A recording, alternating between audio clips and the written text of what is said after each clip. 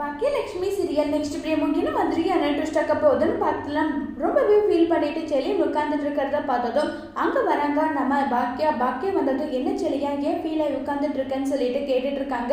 இல்லைம்மா நான் என்ன பதில் சொல்றதுன்னு எனக்கு தெரியல, என்னுடைய குழந்தை கூட சந்தோஷமா என்னால் என்ஜாய் பண்ண முடியலையே. போன வருஷம் பொங்கலுக்கு குட்டி பாப்பா வந்தது இப்படியெல்லாம் என்ஜாய் பண்ணணும்னு சொல்லிட்டு நானும் ஜெனி இப்படியெல்லாம் பேசி வச்சிருந்தோம் தெரியுமா, அது எதுவுமே இப்போ நடக்காதுன்னும் போது மனசுக்கு கஷ்டமா இருக்கு. அது குட்டி பாப்பாவுக்கு பேர் சொல்லிட்டு விழா இப்படியெல்லாம் பண்ணணும் அப்படியெல்லாம் பண்ணணும்னு ஏகப்பட்ட பிளான் போட்டு வச்சிருந்தோம்.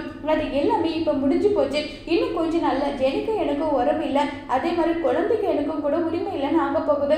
என்னுடைய குழந்தை கடைசி வரைக்குமே என்னால் பார்க்க முடியாது இல்லைம்மான்னு சொல்லிட்டு ரொம்பவே ஃபீல் பண்ணி அழுதுட்டு இருக்காங்க நம்ம செலியன். தப்பு நான் பண்ணிட்டேன் இல்லைன்னு சொல்லலை, ஆனால் திருந்தறதுக்கு எனக்கு ஒரு வாய்ப்பு கூட ஜெனி கொடுக்காம இப்படி ஒரு முடிவு எடுத்தது எனக்கு கஷ்டமா இருக்குன்றாங்க. உடனே நம்ம பாக்கியம் வந்து சொல்லிட்டு இருக்காங்க செலியன் கிட்ட, நீ எதை நினைச்சு கவலைப்படாத, உன்னுடைய நல்ல மனசுக்கு எல்லாமே நல்லதாவே நடக்கும், நீ எதை நினைச்சு கவலைப்படாத. இப்ப ஃபங்க்ஷனுக்கு கண்டிப்பா ஜெனியும் குழந்தையும் வருவாங்கன்னு சொல்றாங்க.